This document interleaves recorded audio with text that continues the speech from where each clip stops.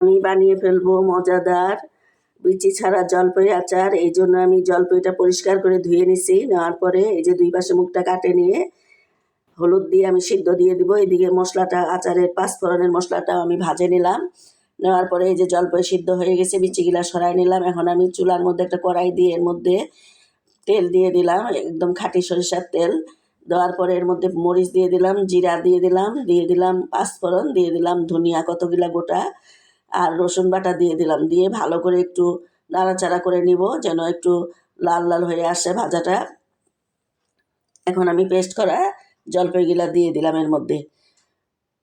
দিয়ে আমি একটু নাড়াচাড়া করে নিব যেন পানি যতক্ষণ জলপাইয়ের মধ্যে পানিটা আছে যেন পানিটা শুকায় যায়। এখন আমি চিলি ফ্লেক্স দিয়ে দিলাম ভাজা জিরা ধনিয়ার গুঁড়া আর স্বাদ মতো লবণ দিয়ে আবারও আমি ভালো করে নাড়াচাড়া করে নেব। পানিটা যখন শুকায় আসছে এখন আমি এর মধ্যে স্বাদ মতো চিনি দিয়ে দিব।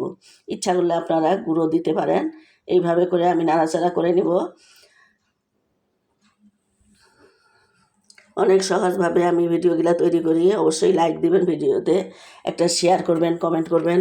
দিয়ে দিলাম হলুদের গুঁড়া, দিয়ে আবারও আমি 15 থেকে 20 মিনিটের মতো এটা লো হিটে নাড়াচাড়া করলাম। এখন আচারের মশলাটা যে ভাজে নিছিলাম এটা আমি অর্ধেক দিয়ে আবারও নাড়াচাড়া করে নিলাম।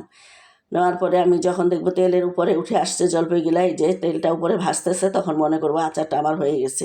এইভাবে নাড়াচাড়া করার পর এই যে জলপাইয়ের আচারটা আমার হয়ে গেছে। এখন নামাই নিলাম।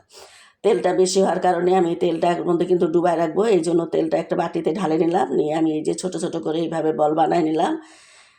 বানায় নিয়ে যে মশলাটা ছিল এই মশলাটা দিয়ে দিলাম। হয়ে গেল আমার মজাদার